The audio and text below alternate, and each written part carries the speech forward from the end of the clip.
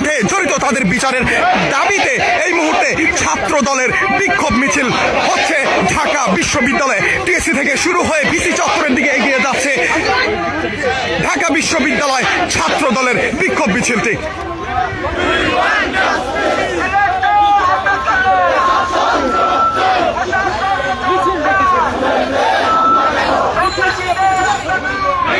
এবং মিছিল থেকে এই মুহূর্তে ছাত্র দলের কর্মীরা প্রশ্ন তুলছেন, সিলেটে এমসি কলেজে হামলা কারা করেছে সেটা জনগণ জানে এবং তাদের বিচারের দাবিতে এই মুহূর্তে তারা বিক্ষোভ মিছিল করছে।